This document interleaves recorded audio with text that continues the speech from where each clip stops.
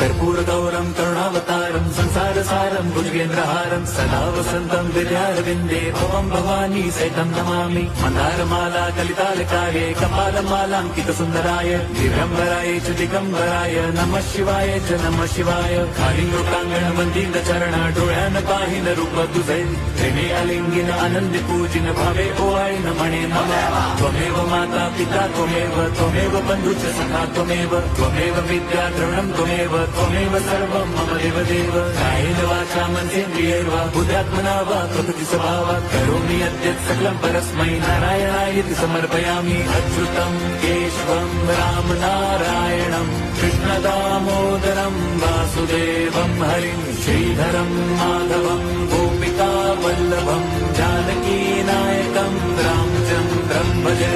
Hare Ram